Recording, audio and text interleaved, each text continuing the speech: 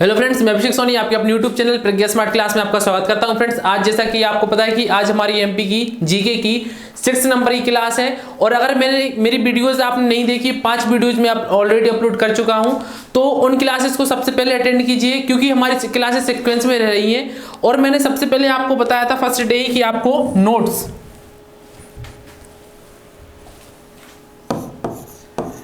बना के चलना है। मेरे सब्जेक्ट की नहीं, प्रज्ञा स्मार्ट क्लासेस में जितने टीचर्स आपके लिए मेहनत कर रहे हैं, सारे नोट्स बना रहे हैं, सिर्फ आपके लिए मेहनत कर रहे हैं कि आप कांस्टेबल में इस बार वैकेंसी, इस बार जॉब ले जाएं। तो आपको ही पूरी ईमानदारी से मेहनत करनी है, सारे अच्छे तरीके से नोट्स बनाना है, फिर सारे को रात में रिवाइज करना है। एक बहुत अच्छी चीज लाए हम लोग आपके लिए कि एक सीक्वेंस में क्लासेस स्टार्ट हो गई हैं। जैसा कि आपको पता है कि 12 से 4 बजे के समथिंग तक पूरा आपको सीक्वेंस में क्लासेस मिलेगी। आप एक सिटिंग के साथ पूरी नोट्स अपडेट कर सकते हो, फिर उसके बाद अपनी स्टडी जारी रख सकते हैं। तो आज हम कल के बाद का जो हमारा क्लास है उसको हम आगे देखने वाले हैं। कल हमने पढ़ा था राष्ट्रीय उद्यान और अभ्यारण्य पढ़ी थी हमने। प्रोजेक्ट टाइगर पे हम आ चुके थे।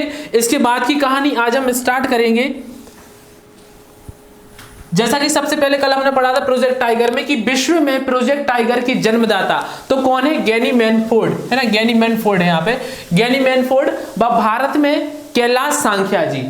मध्य प्रदेश में टाइगर की संख्या, तो एक क्वेश्चन भी जेल पेरी में भी देखने को मिला है भाई, है ना। तो टोटल कितनी? 526 रिकॉर्डेड 526 है। लेकिन जिस दिन रिकॉर्ड हुआ था उसके बाद एक बाघ की क्या हो गई थी? डेथ हो गई थी, मृत्यु हो गई थी। तो टोटल है 525। लेकिन रिकॉर्डेड पूछेगा वो आपसे, जो चीज रिकॉर्ड है उसी के आधार पर प्रश्न बनते हैं, उसी के आधार पर ऑप्शंस आते हैं। तो 526 आपको टिक करना है। अगर आपको 525 मिलता है कहीं पे किसी ऑप्शन में, तो फिर आपको क्या करना है? 525 टिक करना है। बाघ दिवस की बात करें, बाघ दिवस कब होता है? तो 29 जुलाई 29 जुलाई को क्या रहता है? बाघ दिवस रहता है। प्रोजेक्ट टाइगर योजना की शुरुआत 1 अप्रैल 1973। तो इसको भी आपको याद रखना है डेट, कि 1 अप्रैल को 1973 को क्या हुआ था? प्रोजेक्ट टाइगर की योजना की शुरुआत हुई थी। मध्य प्रदेश के 6 राष्ट्रीय उद्यान और 1 अभ्यारण्य। अब देखिए, जिसने मेरी कल की क्लास अटेंड की है उसे तुरंत यहाँ पे एक बहुत शानदार ट्रिक याद आ गई होगी। कल मैंने बहुत बढ़िया सी, बहुत प्यारी सी ट्रिक बताई थी, जिसमें आपको 6 राष्ट्रीय उद्यान और 1 अभ्यारण्य जो प्रोजेक्ट टाइगर में है इजीली याद हो गए थे।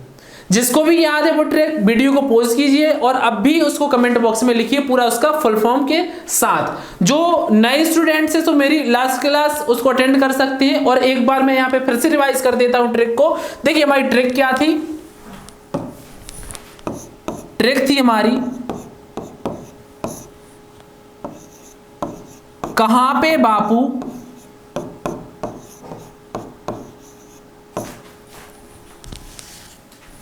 सत्संग करें।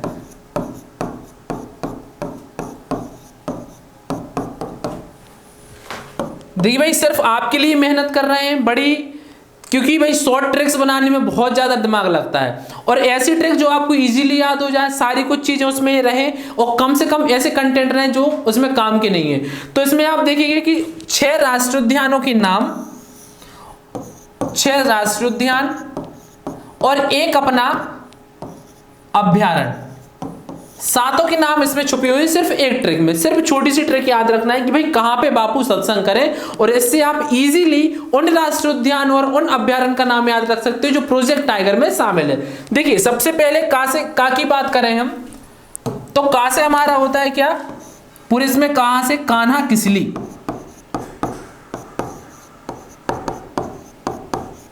ठीक है। इसके बाद पे चलते हैं, तो इससे पा से होता है क्या हमारा? पैच। इसके बाद वा से होता है बांधवगढ़। ठीक है। इसके बाद पा से होता है क्या? पन्ना राष्ट्रीय उद्यान। अगले की बात करें सा, तो सा से सतपुड़ा राष्ट्रीय उद्यान। अगले सा से संजय गांधी राष्ट्रीय उद्यान। ठीक है। इसके बाद आपका जो लास्ट रा है, तो इससे क्या है हमारा? अभ्यारण्य। एकमात्र अभ्यारण्य जो प्रोजेक्ट टाइगर में रिसेंटली शामिल हुआ है, कौन सा है? रातापानी अभ्यारण्य।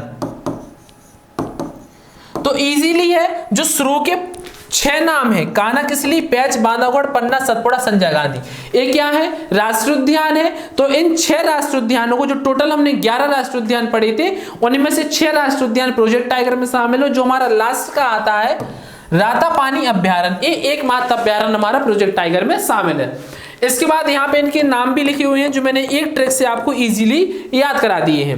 इसके बाद हम आगे चलते हैं, एक एक प्रोजेक्ट टाइगर के बारे में पढ़ेंगे हम, और साथ में उनसे जुड़ी कुछ ऐसी चीजें जो पेपर में रिसेंटली आ रही हैं उनको हम डिस्कस करेंगे। सबसे पहला कान्हा किसली। कान्हा किसली की बात कर लेते हैं भाई। तो 1933 में अभ्यारण्य, ठीक है, 1 जून 1955 में राष्ट्रीय उद्यान। देखना सबसे पहले क्या था, यह अभ्यारण्य था, है ना, अभ्यारण्य था 1933 में। उसके बाद 1955 में क्या बना, राष्ट्रीय उद्यान, और इसके बाद 1974 में क्या बना, प्रोजेक्ट टाइगर इसमें स्टार्ट हुआ। तो सबसे पहला जो मध्य प्रदेश का प्रोजेक्ट टाइगर है कौन सा है, कान्हा किसली। इसके बाद पहला राष्ट्रीय उद्यान, देखिए पहला राष्ट्रीय उद्यान जिसने 2017 में, अब जैसा कि आपको पता है कि 2017 के बाद वैकेंसी आई नहीं थी, अभी रिसेंटली वैकेंसी आना स्टार्ट हुआ है। तो ये भी एक प्रकार से करंट का क्वेश्चन है, और करंट के बिहाफ में आपसे क्वेश्चन पूछ सकता है। एक क्वेश्चन आपसे एमपी के हिसाब से, इसके अलावा जो कि आपको पता होगा कि भाई इंडिया में भी मध्य प्रदेश का प्रथम ऐसा एक राष्ट्रीय उद्यान है, तो इंडिया के बिहाफ से और करंट के बिहाफ से भी एक क्वेश्चन को आपको कई तरीके से पूछ सकता है।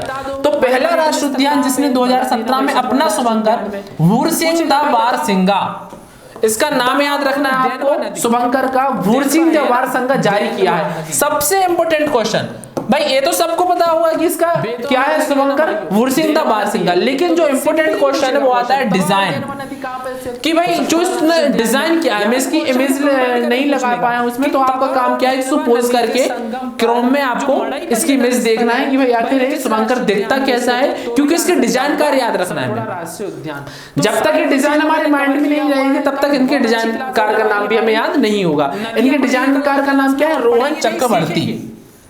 कल से मैं एक चीज करूंगा कि भाई जितने भी हमारे इंपोर्टेंट फैक्ट्स रहते हैं उससे रिलेटेड सारी इमेजेस में स्लाइड्स पे लगा दूंगा, जिससे आपको इजीली चीजों को याद रखने में इजीली हो जाए। तो आपको अभी सिंपली याद रखना है कि जो हमारा पहला राष्ट्रीय उद्यान है जिसने 2017 में अपना शुभंकर भूरसिंह द बारहसिंगा जारी किया है, और इसके डिजाइनकार कौन है, रोहन चक्रवर्ती जी। तो इनका नाम आपको विशेष तौर पे याद रखना है। इसके बाद नेक्स्ट क्वेश्चन आता है, हालू व बंजर घाटी कहाँ पे स्थित है। सिंपल सा क्वेश्चन आएगा, हालू व बंजर घाटी कहाँ पे स्थित है, तो कहां पे स्थित है, कान्हा किसली राष्ट्रीय उद्यान में। सबसे ज्यादा जो नेक्स्ट हमारा पॉइंट है इंपोर्टेंट है, लगा लीजिए भाई इसमें स्टार, जितने स्टार लगा सकते हो लगा लो। ब्रांडेर ने अपनी book wild animal in central India में बंजर घाटी, है ना, सिर्फ बंजर घाटी, और जेम्स फॉरसिथ ने अपनी बुक सेंट्रल इंडिया हाईलैंड्स में हालों का उल्लेख किया है। रिसेंटली का क्वेश्चन है, पेपर में आया नहीं है, मतलब पेपर में आने की 100% चांस है। इंपोर्टेंट क्वेश्चन है, पेपर में नहीं आया लेकिन अब आने के इसके चांस है। देखिएगा ध्यान से, ब्रांडेर है, जो ब्रांडेर का आपको नाम याद रखना है, स्थितियां बताई थी, एक ब्रांडेर, दूसरा नाम याद क्या रखना आपको, जेम्स फॉरसिथ। तो ब्रांडेर ने कौन सी बुक लिखी, एनिमल इन सेंट्रल इंडिया, जिसमें बंजर घाटी का, ठीक है, और जेम्स फॉरसिथ ने कौन सी बुक लिखी, बुक सेंट्रल इंडिया हाईलैंड्स में हालू का उल्लेख किया। तो H फॉर क्या होता है भाई, हाईलैंड्स, और H फॉर हालू। तो इससे आप रिलेट कर सकते हैं जो को, हाईलैंड्स, हालू, और यहाँ पे जेम्स फॉरसिथ। तो ये तीनों नाम आपको याद रखना है। और ब्रांडेर ने अपनी बुक कौन सी, एनिमल इन सेंट्रल इंडिया में बंजर घाटी का क्या किया है, उल्लेख। एक याद रखिए, दूसरा ऑटोमेटिक याद रहेगा, समझ लो। इंपोर्टेंट पॉइंट है। नेक्स्ट पॉइंट पे आते हैं, यहाँ पर बामनी दरार को सूर्यास्त पॉइंट के नाम से जाना जाता है, जो कि सबसे ऊंचा क्षेत्र है। तो अपन नर्मदा नदी को यहाँ अमरकंटक, एक पॉइंट में दो क्वेश्चन छुपे हैं, या तो आ सकता है भाई कान्हा किसली का सबसे ऊंचा क्षेत्र, क्यों आ सकता है, क्योंकि भाई सूर्यास्त पॉइंट है, तो सिंपली क्वेश्चन पूछ सकता है कि कान्हा किसली का सबसे ऊंचा क्षेत्र कौन सा है। आंसर क्या है, बामनी दरार। या फिर सीधा सिंपल पूछ सकता है कि भाई कान्हा किसली में सूर्यास्त पॉइंट के नाम में से निम्न में से किसे जाना जाता है, तो सिंपली आंसर क्या होगा, बामनी दरार। तो ये भी इंपोर्टेंट फैक्ट है, आपको याद रखना है। उसके लिए कुछ नेक्स्ट पॉइंट पे चलते हैं हम, बेगा मंगलू के नाम पर सड़क का निर्माण किया गया है। ये भी रिसेंटली क्वेश्चन है, और ये भी अभी तक एग्जाम में नहीं आया है। देखिए जितने भी ये सारे क्वेश्चन क्या है, इंपोर्टेंट क्वेश्चन है, पहली बात। दूसरी बात, पेपर में आई नहीं है, तो भाई पेपर में नहीं आया मतलब इसका क्या है कि अब आने की चांसेस पूरे हैं। काला हिरण, कृष्ण मृग, ब्रैडरी प्रजाति का बारहसिंगा बाघों की इन सब की सर्वाधिक संख्या कहां पाई जाती है? कानाकिसली में। तो इजीली क्वेश्चन पूछ सकता है कि कृष्ण मेढक कहां मिलेगा भाई? तो कानाकिसली में। ब्रैडरी प्रजाति का बारहसिंगा कहां मिलेगा? तो भाई कानाकिसली में। अब देखिए ब्रैडरी प्रजाति का बारहसिंगा क्या है? हमारा राजकीय पशु है ना। तो इस बिहाफ में भी क्वेश्चन पूछ सकता है कि भाई जो राजकीय पशु है तो वो कहां देखने को मिलेगा? तो कानाकिसली राष्ट्रीय उद्यान में देखने को मिलेगा। नेक्स्ट पॉइंट की बात करें हम, उष्णकटिबंधीय शुष्क पर्णपाती वन यहाँ पाए जाते हैं। पुराना क्वेश्चन हो चुका है, आने की चांसेस कम है, लेकिन आपको याद रखना है सिंपली कि उष्णकटिबंधीय और शुष्क पर्णपाती वन कहां पाए जाते हैं? कानाकिसली में। नेक्स्ट पॉइंट की बात करें, सबसे लोकप्रिय वृक्ष इंडियन घोस्ट ट्री। सीधा सिंपल क्वेश्चन आ चुका है अभी जेल पेरी में, सिंपल सा क्वेश्चन आया था, इंडियन घोस्ट ट्री निम्न में से कहां पाया जाता है? 4 राष्ट्रीय उद्यान के नाम दे दिए थे। याद है तो सिंपली तौर पे उसको लगा सकते हो, 1 नंबर बचा सकते हो। इसलिए कह रहा है भाई जितने फैक्ट्स हैं नोट्स बनाना स्टार्ट कर दो, प्रॉपर एक नोट्स में इनको लिख लो। इसके अलावा अगर आप नोट्स नहीं बना पाते, कुछ ऐसे भी है फ्रेंड्स मेरे जो कहीं ना कहीं जॉब करते हैं, प्राइवेट जॉब करते हैं या फिर किसी अन्य संस्था पे जॉब करते हैं, उनको टाइम नहीं मिल पाता है इतना कि भाई आप नोट्स बना पाए, वो मेरी वीडियो देख लेते हैं हमारी प्रज्ञा स्मार्ट क्लासेस की, यही उनके लिए बहुत अच्छी बात है और इन्हीं से उनका सिलेक्शन हो जाएगा। अब उनको करना क्या है, जो हमारा प्रज्ञा स्मार्ट क्लासेस का एप्लीकेशन है प्ले स्टोर से सिंपली डाउनलोड करना है, जितने भी नोट्स हैं उनकी पीडीएफ, इसके अलावा जितने भी इंपोर्टेंट फैक्ट्स रहते हैं उनकी ई बुक्स ला रहे हैं हम लोग, उसके अलावा एमसीक्यू बेस्ड जो भी मॉक टेस्ट है सारे कुछ उस एप्लीकेशन में करा देंगे। तो आपको नोट्स बनाने की भी दिक्कत नहीं है, सारी कुछ चीजें आपको एक एप्लीकेशन में मिल जाएगी। सबसे बड़ी बात, फ्री ऑफ कॉस्ट रहेगा, कोई कॉस्ट नहीं देना आपको, सिंपली सिर्फ एप्लीकेशन डाउनलोड करनी, सारी कुछ चीजें आपको फ्री ऑफ कॉस्ट उपलब्ध हो जाएगी। अब नेक्स्ट पॉइंट की तरफ चलते हैं। वर्ल्ड बैंक की सहायता से इस उद्यान में पार्क इंटरप्रिटेशन योजना प्रारंभ की गई है। लगा लीजिए भाई आईएमपी। सारे पॉइंट्स मैंने कवर किए हैं, मोस्टली जितने इंपॉर्टेंट है वो इंपॉर्टेंट बताते जा रहा हूं, लेकिन आपको ध्यान सभी पॉइंट्स पे देना है, सभी पॉइंट्स को नोट करते जाना है, देखते हैं। नेक्स्ट पॉइंट है हमारा, वर्ष 2018 में कान्हा नेशनल पार्क में बाघ उड़ीसा के सतकोशिया व नौरादेही में भेजे गए। तो कान्हा नेशनल पार्क में बाघ कहां से? उड़ीसा के सतकोशिया और नौरादेही में भेजे गए हैं। इसके बाद वर्ष 1999 में इसे सर्वश्रेष्ठ पर्यटन अवार्ड मिला है। तो ये भी भाई इंपॉर्टेंट क्वेश्चन है, थोड़ा सा पुराना क्वेश्चन हो चुका है लेकिन आने की चांसेस इसके भी एग्जाम में है। नेक्स्ट हमारा, एकमात्र जिसमें हवाई पट्टी है। तो ये क्वेश्चन तो भाई अधिकतर स्टूडेंट्स को पता है कि मध्य प्रदेश का एकमात्र ऐसा राष्ट्रीय उद्यान जहां हवाई पट्टी है तो कौन सा है? कान्हा है, और कई बार एग्जाम में आ चुका है। यहाँ पे नौरादेही से भी एक रिलेट करके मैंने कल क्वेश्चन बताया था आपको, जो रिसेंटली अभी जेल पेरी में कई बार आ चुका है कि जो अफ्रीकन चीता है ना, अफ्रीकन चीता ऐसा करके क्वेश्चन आया था, तो कहां पे लाया जा रहा है? तो नौरादेही। इसके बाद इसमें साल के 2 वृक्ष बिना शाख वाले है ना वृक्ष हैं जिन्हें राजा रानी के नाम से जाना जाता है। सिंपली, बिल्कुल सिंपली क्वेश्चन पूछेगा, राजा रानी नामक वृक्ष कहां पे पाए जाते हैं? तो सीधा सिंपली आंसर लगाना है आपको कान्हा। ठीक है, इतने फैक्ट, सारे फैक्ट्स हमारे आईएमपी है, सारे फैक्ट्स का आप स्क्रीनशॉट ले सकते हैं, या मैं कहूं सबसे अच्छे तरीके से अगर आपको तैयारी करना है एग्जाम की तो इनकी नोट्स बनाना स्टार्ट कर दीजिए। नेक्स्ट की हम बात करते हैं, चलिए नेक्स्ट हमारा क्या है? बांधवगढ़। बांधवगढ़ भी इंपॉर्टेंट है भाई। 1993 टू 1994 में टाइगर प्रोजेक्ट में शामिल यह 32 पहाड़ियों से घिरा हुआ एक राष्ट्रीय उद्यान है। तो कई बार क्वेश्चन आ चुका है, यहां तक कि पीएससी की प्री में भी क्वेश्चन सिंपली पूछा है कि एकमात्र राष्ट्रीय उद्यान जो 32 पहाड़ियों से घिरा हुआ है तो कौन सा है? बांधवगढ़। इसके बीच में 2000 वर्ष पुराना बांधवगढ़ का किला है और इसी किले के नाम पे इस राष्ट्रीय उद्यान का नाम क्या पड़ा? राष्ट्रीय उद्यान बांधवगढ़ पड़ा। तो आपको सिंपली याद रखना है कि भाई बांधवगढ़ का किला कहां मिलेगा? तो बांधवगढ़ राष्ट्रीय उद्यान में मिलेगा। इसके मध्य में चरणगंगा नदी बहती है। सिंपली याद रख सकते हो, किला है, किले में से आप बहुत अच्छा वहां का दृश्य लगता है। मैंने इमेज यहाँ पे लगा दूंगा नेक्स्ट टाइम जब भी इस चीज की चर्चा बात आएगी, बहुत अच्छा लगता है। आप बांधवगढ़ के किले में सबसे ऊपर जाएंगे, किला है ना, और यहाँ पे आप ऊपर जाएंगे तो वहां से आपको क्या मिल जाएगी देखने को? चरणगंगा नदी देखने को मिल जाएगी। सर्वाधिक बाघ घनत्व पाया जाता है कहां पे? बांधवगढ़ राष्ट्रीय उद्यान में, जिसके कारण इसकी तुलना रणथंभौर नेशनल पार्क से की जाती है। सिंपली क्वेश्चन आता है, सिंपली क्वेश्चन आता है जो रणथंभौर नेशनल पार्क है मध्य प्रदेश के किस राष्ट्रीय उद्यान से इसकी तुलना की जाती है? तो बांधवगढ़ से। अब आपको कमेंट करके बताना है कि रणथंभौर नेशनल पार्क कहां पे स्थित है। नेक्स्ट हमारा है सफेद शेर पाए जाते हैं, कहां पे पाए जाते हैं भाई? गोविंदगढ़ और रीवा में खासकर। लेकिन राष्ट्रीय उद्यान का नाम पूछा जाए तो आपका बांधवगढ़। और रीवा को आप तो वैसे भी इजीली जानते हैं कि भाई रीवा क्या है? सफेद शेरों की भूमि रीवा। 2018 में बांधवगढ़ नेशनल पार्क से सुंदरी बाघों को उड़ीसा के सतकोशिया टाइगर रिजर्व में भेजा गया। तो ये नाम में आ सकता है पेपर में कि सुंदरी बाघों को उड़ीसा के सतकोशिया टाइगर रिजर्व में किस राष्ट्रीय उद्यान से भेजा? तो सिंपली आंसर क्या होगा हमारा? बांधवगढ़ राष्ट्रीय उद्यान। बांधवगढ़ राष्ट्रीय उद्यान में पॉइंट्स कम है, लेकिन जितने भी पॉइंट्स है सारे इंपॉर्टेंट है, सारे आपको देख के चलना है। नेक्स्ट हमारा आता है कौन सा? पन्ना राष्ट्रीय उद्यान। पन्ना राष्ट्रीय उद्यान 1994 टाइगर रिजर्व में शामिल हुआ। 1994 में टाइगर रिजर्व बना। पन्ना को भारत के दूसरे सरिस्का राष्ट्रीय उद्यान के रूप में जाना जाता है। सिंपली क्वेश्चन आ चुका है पेपर में, एक बार नहीं कई बार एग्जाम में क्वेश्चन देखने मिला है कि दूसरा सरिस्का राष्ट्रीय उद्यान मध्य प्रदेश का किस राष्ट्रीय उद्यान को कहा जाता है? सिंपली आंसर क्या रहता है? पन्ना राष्ट्रीय उद्यान। 3 भौगोलिक रूप में बांटा गया है भाई इसको। पहला कौन सा? ऊपरी तलगांव पठार, मध्य हिनौता पठार और तीसरा केन नदी घाटी। तो इन 3 रूपों में इसको पन्ना राष्ट्रीय उद्यान है जो पन्ना राष्ट्रीय उद्यान, इसको 3 भौगोलिक स्तर पे बांटा गया है। पहला ऊपरी तलगांव, दूसरा मध्य हिनौता और तीसरा केन नदी घाटी। तो सिंपल सा क्वेश्चन पूछेगा या तो नाम पूछ सकता है कि ऊपरी तलगांव पठार निम्न में से किस राष्ट्रीय उद्यान में स्थित है? पन्ना राष्ट्रीय उद्यान।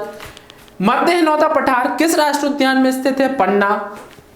केन नदी घाटी किस राष्ट्रीय उद्यान में स्थित है? तो पन्ना राष्ट्रीय उद्यान। एक क्वेश्चन और यहाँ पे बहुत अच्छा लिखा है फैक्ट, इस राष्ट्रीय उद्यान की जीवन रेखा केन नदी है। तो कई बार क्वेश्चन आ चुका है पेपर में, इंपोर्टेंट है, लगा लीजिए भाई IMP। और आगे भी आने की पेपर पर संभावना पूरी है कि केन नदी को किस राष्ट्रीय उद्यान की जीवन रेखा कहा जाता है। सिंपली क्वेश्चन पूछेगा, आपको आंसर क्या लगाना है? पन्ना राष्ट्रीय उद्यान। इजीली आप रिलेट करके याद रख सकते हैं। केन के पीछे भी क्या आ रहा है? ना, और पन्ना ना, इसमें भी ना है ना, तो दोनों में ना आ रहा है और कोई सा ऐसा राष्ट्रीय उद्यान है भी नहीं जिसमें पीछे ना आता हो। तो सिंपली केन नदी है जो किस राष्ट्रीय उद्यान की जीवन रेखा है? पन्ना राष्ट्रीय उद्यान की। नेक्स्ट हमारा जो फैक्ट है IMP फैक्ट है, वर्ल्ड बैंक की सहायता से विश्व वन्यजीव कोष स्थापित किया गया है। कहां पे किया गया है? पन्ना राष्ट्रीय उद्यान में किया गया है। सिंपली याद रखना है, वर्ल्ड बैंक की सहायता से विश्व वन्यजीव कोष स्थापित किया गया कहां पे? पन्ना राष्ट्रीय उद्यान में। नेक्स्ट हमारा इंपॉर्टेंट फैक्ट, 25 अगस्त 2011 को प्रदेश का तीसरा जैव मंडल आरक्षित क्षेत्र, कौन सा? तीसरा जैव मंडल आरक्षित क्षेत्र की स्थापना की गई। काफी मात्रा में गिद्ध पाए जाते हैं। तो सिंपल से क्वेश्चन पूछता है आपसे कि भाई गिद्ध किस राष्ट्रीय उद्यान में पाया जाता है? तो किसमें? पन्ना राष्ट्रीय उद्यान में। अब आपका क्या काम है? यहाँ पे क्या लिखा है? 25 अगस्त 2011 को प्रदेश का तीसरा जैव मंडल आरक्षित क्षेत्र। तो आपको इसके पहले के जो 2 राष्ट्रीय जैव मंडल आरक्षित क्षेत्र उनका आपको कमेंट बॉक्स में नाम लिखना है। लास्ट हमारा है, वर्ष 2017 में गिद्धों की गणना सर्वाधिक आयन ट्रांसपोर्टर टेक्निक से की गई। तो सिंपल सा क्वेश्चन पूछ लेता है। सिंपल सा क्वेश्चन क्या पूछता है? सर्वाधिक आयन ट्रांसपोर्टर टेक्निक से गिद्धों की संख्या सर्वाधिक किस राष्ट्रीय उद्यान में? तो कौन सा है? पन्ना। या फिर वो इजी उल्टा पूछ सकता है क्वेश्चन कि भाई पन्ना में जो गिद्धों की गणना की गई है किस टेक्निक से की गई है? तो आपको याद रखना है आयन ट्रांसपोर्टर टेक्निक से की गई है। अब देखिए आप कहें भाई इसमें कुछ ट्रिक बता दो, तो ट्रिक अपन कुछ नहीं बता सकते, सिर्फ चीजों को आप रिलेट कर सकते हैं। बार बार आप चीजों को देखोगे तो बार बार में आपको सारे फैक्ट्स इजीली याद हो जाएंगे। इसके बाद नेक्स्ट चलते हैं हम किसमें? पैच में। पैच राष्ट्रीय उद्यान 1992 प्रोजेक्ट टाइगर, ठीक है, 2002 में नाम बदलकर इंदिरा गांधी प्रियदर्शनी राष्ट्रीय उद्यान एवं पैच मोगली अभ्यारण्य कर दिया गया है। तो अब यहां पे देखो क्वेश्चन क्या आता है कि इनमें से निम्न में से किस राष्ट्रीय उद्यान का मोगली अभ्यारण्य नाम कर दिया गया है? तो अपन को क्या पता है कि भाई पैच तो राष्ट्रीय उद्यान है, तो अपन पैच को लगाएंगे नहीं, जो अभ्यारण्य मिलेगा उसको लगाएंगे। लेकिन आपको ध्यान रखना है कि पैच एक राष्ट्रीय उद्यान है, लेकिन अभी प्रेजेंट टाइम में इसको पैच मोगली अभ्यारण्य भी कहा जाता है। यहीं से NH44 जो कि सबसे बड़ा सड़क मार्ग था, NH44 कहां से गुजरता है? पेंच राष्ट्रीय उद्यान से। नेक्स्ट जो इंपोर्टेंट फैक्ट है हमारा, इसमें आपको लगाना है भाई, लगा लो स्टार, जितने भी स्टार लगा सको। रुडयार्ड किपलिंग, एक ये नाम याद रखना है, दूसरा दी जंगल बुक। रुडयार्ड किपलिंग ने दी जंगल बुक नामक प्रसिद्ध पुस्तक लिखी, उसमें किस राष्ट्रीय उद्यान का उल्लेख किया गया है? तो वो कौन सा किया गया है? आपका पेंच राष्ट्रीय उद्यान। अब क्वेश्चन कई तरीके से पूछ सकता है, या तो पूछ सकता है कि भाई पेंच राष्ट्रीय उद्यान के ऊपर लिखी गई बुक का नाम कौन सा है? तो दी जंगल बुक। या पूछ सकता है कि जो रुडयार्ड किपलिंग ने बुक लिखी है दी जंगल बुक, तो भाई किस राष्ट्रीय उद्यान से रिलेटेड है? तो कौन सा? पेंच राष्ट्रीय उद्यान। तो क्वेश्चन कई प्रकार से पूछ सकता है, आपको हर तरीके के क्वेश्चंस के लिए रेडी रहना है। नेक्स्ट की बात करें हम, नेक्स्ट हमारा है माधव राष्ट्रीय उद्यान, सिंधिया राजवंश का शिकार स्थल। देखिए बार बार कह रहा हूं, जब हिस्ट्री पढ़ाऊंगा तो बहुत अच्छे तरीके से याद कराऊंगा चीजों को, हर चीज याद कराने की कोशिश करता हूं कि भाई मेरे भाई लोगों को बाद में मेहनत नहीं करनी पड़ी, यहीं पे सारी कुछ चीजें मेहनत हो जाए, सारी चीजें इसमें MP जी के सारा यहीं पे याद हो जाए, सिर्फ आपको रिवीजन करने की जरूरत पड़ती है, तो रात में आप इजीली इसका रिवीजन कर सकते हैं। इस राष्ट्रीय उद्यान में सांक सागर, जादव सागर आदि झीलों का निर्माण मनिहार नदी पर करवाया गया है। सांक सागर झील मगरमच्छ सफारी के लिए प्रसिद्ध है। एक फैक्ट में आप खुद सोचिए, देखिए कितने क्वेश्चन छुपे हुए हैं। या तो क्वेश्चन आ सकता है मनिहार नदी किस राष्ट्रीय उद्यान में है? सिंपली आंसर क्या रहेगा? मां से मनिहार, मां से माधवगढ़। मां से क्या है? माधव, और मां से क्या है? मनिहार। इजीली याद रख सकते हैं, मनिहार नदी, माधव राष्ट्रीय उद्यान। इसके बाद मां से मगरमच्छ, मां से माधव राष्ट्रीय उद्यान। तो सांक सागर झील मगरमच्छ सफारी के लिए प्रसिद्ध है भाई, किस राष्ट्रीय उद्यान में? माधव राष्ट्रीय उद्यान।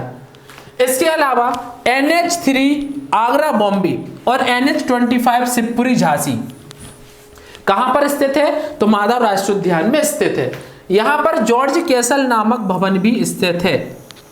इंपॉर्टेंट फैक्ट है भाई, क्वेश्चन में कई बार आ चुका है, बताने की जरूरत नहीं है। जो पुराने स्टूडेंट है उनको भलीभांति पता होगा कि कौन कौन से क्वेश्चंस इसमें पहले बन चुकी है, वो कौन कौन सी चीजें मैंने अपडेट्स की हुई है। मांसाहारी तेंदुआ मिलता है, ये देखिए एक नया फैक्ट है, ये फैक्ट आपको देखने नहीं मिलेगा, और क्वेश्चंस में इसकी आने की संभावना पूरी है कि भाई मांसाहारी तेंदुआ है जो मध्य प्रदेश के एकमात्र राष्ट्रीय उद्यान किसमें? माधव राष्ट्रीय उद्यान में सबसे ज्यादा देखने को मिलते हैं। नेक्स्ट हमारा रहता है जीवाश्म राष्ट्रीय उद्यान। जीवाश्म राष्ट्रीय उद्यान को फॉसिल राष्ट्रीय उद्यान भी कहा जाता है ना, तो आपको दोनों नाम में कंफ्यूज नहीं होना, फॉसिल राष्ट्रीय उद्यान है जीवाश्म, उसी को इंग्लिश में फॉसिल से बोलते हैं जीवाश्म। प्रदेश का पहला जीवाश्म जो सबसे छोटा उद्यान है, सबसे छोटा जीवाश्म राष्ट्रीय उद्यान कौन सा है? यही वाला है हमारा। यह नीलगिरी जीवाश्म के लिए जाना जाता है, जो अब तक का सबसे प्राचीन जीवाश्म है। इसमें IMP लगाना आपको, सबसे प्राचीन जीवाश्म कौन सा? नीलगिरी जीवाश्म के लिए जाना जाता है कौन सा? जीवाश्म राष्ट्रीय उद्यान। यहाँ पर डायनासोर के अंडों की जीवाश्म पाए जाते हैं। तो भाई देखिए जीवाश्म कहाँ मिलेगा? जीवाश्म राष्ट्रीय उद्यान में। तो अंडों की जीवाश्म कहाँ? तो जीवाश्म राष्ट्रीय उद्यान में। प्रमुख स्थान दुधवा, IMP है। प्रमुख स्थान दुधवा किस राष्ट्रीय उद्यान में पाया जाता है? तो वह पाया जाता है जीवाश्म राष्ट्रीय उद्यान में।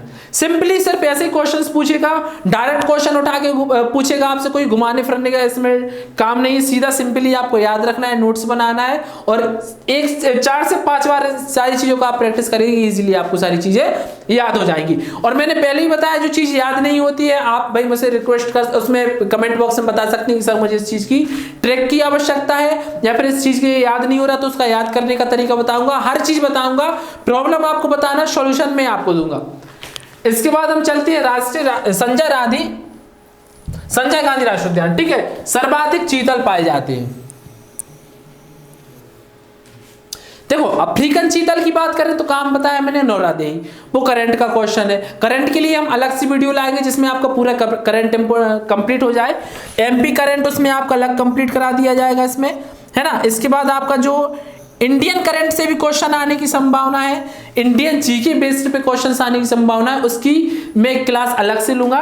तो भाई सारी कुछ चीजें कंप्लीट कराई जाएंगी। अगर आप मेरे चैनल पे पहली बार आए हैं तो मेरी क्लास को अटेंड करना है, सारी जितनी भी क्लासेस छूट चुकी हैं, और चैनल को सब्सक्राइब करना है, क्योंकि हर एक चीज जहां से कांस्टेबल के लिए क्वेश्चंस बनने वाले हैं सारी कुछ चीजें आपके लिए मैं लाने वाला हूं। इसके बाद इस क्षेत्र में सफेद बाघ मोहन को 1951 में रीवा के तत्कालीन महाराज मार्तंड सिंह ने पकड़ा था। अब देखिए क्वेश्चन तो पुराना हो चुका है, पेपर में आ चुका है, यहां तक कि पीएससी के प्री में भी कई बार क्वेश्चन पूछा जा चुका है, तो अपन इस क्वेश्चन को नेग्लेक्ट करके नहीं चल सकते। आपको याद रखना है सिंपली सी कि भाई सफेद बाघ जो मोहन है इस व्यक्ति का नाम रखना है। एक मोहन किसका फ्रेंड है? संजय का। देखिए थोड़ा सा आपको माइंड खुद चलाना है, आपको चीजों को रिलेट करना है, ठीक है। कुछ चीजें हो सकता है मैं जो नहीं बताता हूं रिलेट करके, तो आपको अपने हिसाब से चीजों को रिलेट करके याद रखना है, क्योंकि आप अपने हिसाब से सबसे अच्छे तरीके से उस चीज को रिलेट कर लेंगे। अब कुछ लोग ऐसे होंगे भी जो मोहन नाम के होंगे, क्लास को अटेंड कर रहे होंगे, कुछ संजय नाम के, तो उनका फ्रेंड क्या होगा? मोहन या संजय। तो मोहन जो बाघ था कहां पे? संजय गांधी राष्ट्रीय उद्यान में। रीवा के तत्कालीन महाराजा मार्तंड सिंह ने इसको पकड़ा था, तो इनका नाम है आपको याद रखना है। सीधा सिंपल सा क्वेश्चन ये भी आ सकता है कि महाराजा मार्तंड सिंह ने किस राष्ट्रीय उद्यान से संबंधित है, तो सिंपल सा आंसर क्या होगा इसका? संजय राष्ट्रीय उद्यान। नेक्स्ट हमारा, अब देखिए एक क्वेश्चन बनता है कि संजय राष्ट्रीय उद्यान निम्न में से कहां पे है ना, या फिर किस राज्य में है? तो एक ऑप्शन आएगा आपको एमपी प्लस महाराष्ट्र, ऐसा आ सकता है। दूसरे क्वेश्चंस में आपको आ सकता है भाई एमपी प्लस छत्तीसगढ़, ठीक है, या फिर आपको आ सकता है एमपी प्लस गुजरात। तो अगर ऐसा क्वेश्चन बन रहा है तो कंफ्यूज मत होना कि भाई संजय राष्ट्रीय उद्यान तुमने मध्य प्रदेश में पढ़ा था, अब दो राज्य कहां से आ गए, तो भाई उसका टिक करके आना आंसर कौन सा? मध्य प्रदेश और छत्तीसगढ़ वाला। यहां पे बी हमारा क्या होगा? आंसर होगा। तो संजय राष्ट्रीय उद्यान का कुछ पार्ट मध्य प्रदेश के अलावा छत्तीसगढ़ में भी स्थित है, तो आपको दोनों राज्यों का याद रखना है कि MP plus CG, MP plus CG कहां पे? संजय राष्ट्रीय उद्यान। तो संजय राष्ट्रीय उद्यान मध्य प्रदेश और छत्तीसगढ़ दोनों में स्थित है। लास्ट हमारा रह जाता है डायनासोर।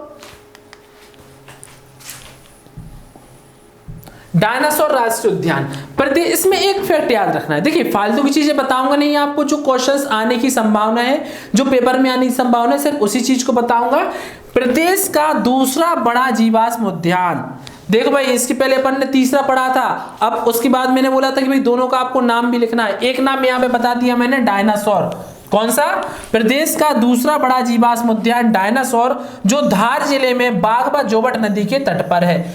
बहुत प्यारा क्वेश्चन बनेगा, अभी तक पेपर में देखने को नहीं मिला है, लेकिन क्वेश्चन इंपॉर्टेंट है भाई, फैक्ट इंपॉर्टेंट है, पेपर में नहीं आया तो अपन निगलेक्ट नहीं कर सकते उस चीज को।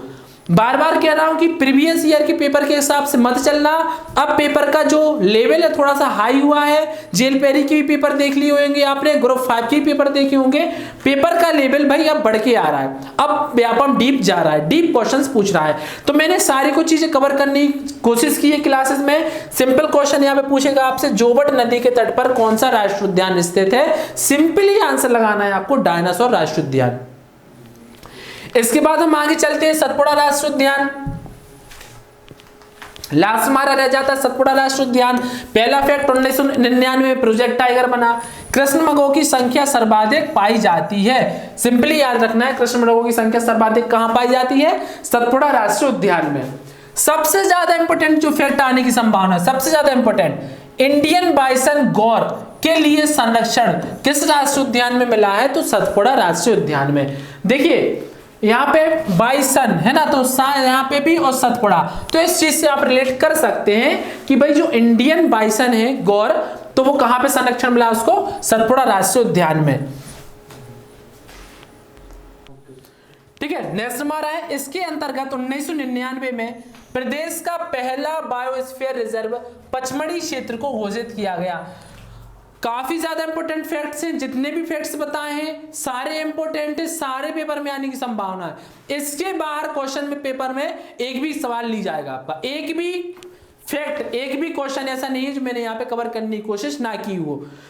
प्रदेश का एकमात्र राष्ट्रीय उद्यान जिसमें प्रशासनिक तौर पर जीप, बस, हाथी, डोंगी एवं नाव आदि चलाने की अनुमति मिली है। तो सिंपल क्वेश्चन आ सकता है कि भाई नाव चलाने की अनुमति किस राष्ट्रीय उद्यान में मिली है? तो किसमें? सतपुड़ा राष्ट्रीय उद्यान में।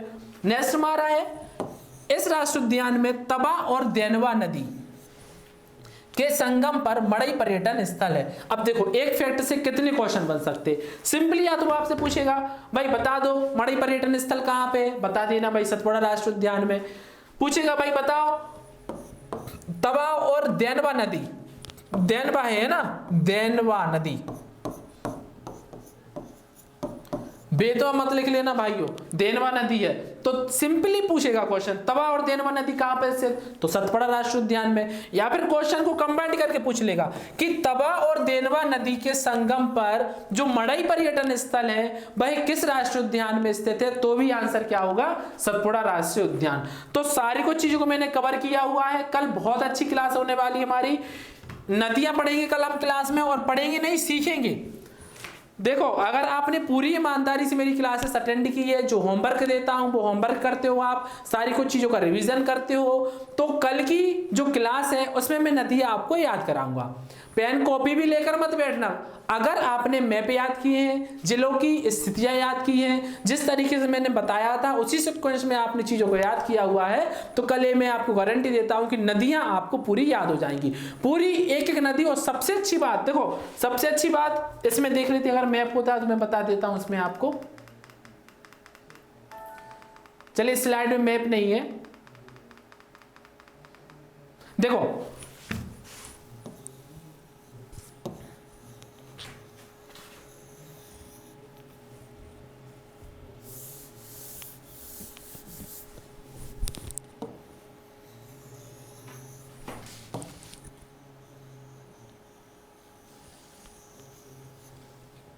सिंपली मैंने मैप बनाने की कोशिश की है ना, कुछ इस तरीके से हमारा जो मैप है, ठीक है। तो इसमें मैंने क्या बताया था आपको, जिलों की स्थितियां बताई थी, ठीक है। तो अगर जिलों की स्थितियों का आपने रिवीजन कर लिया है, सारी कुछ चीजें आपको याद है, मैंने यहां पे बताया था, एक मिनट इसको और थोड़ा सा अपन अच्छे तरीके से बना लेते हैं ना। यहाँ पे मैंने बताया था चंबल है हमारा, है ना, एक ग्वालियर है, पूरी कुछ चीजें आपको सिखा चुका हूं मैं, संभाग की स्थितियां सिखा चुका हूं, ट्रैक बता चुका हूं, जिले की स्थितियां याद करा चुका हूं। अगर ये सारी कुछ चीजें आप कंप्लीट करते जा रहे हैं तो कल की मेरी गारंटी है कि नदियां हैं, उसके बाद हम पठार पढ़ेंगे, पर्वत पढ़ेंगे, ये चीजें आपको याद नहीं करनी, इन चीजों में आपको टाइम वेस्ट नहीं करना है, क्योंकि आप याद करोगे चीजों को आगे जाके फिर भूल जाओगे और उसको फिर याद करना पड़ेगा। तो एक बार समझ लो। अब जैसे मैंने यहाँ पे नर्मदा नदी बताऊंगा, तो नर्मदा नदी कितने जिलों से, तो भाई आपको पता है 15 जिलों से होकर गुजरती है।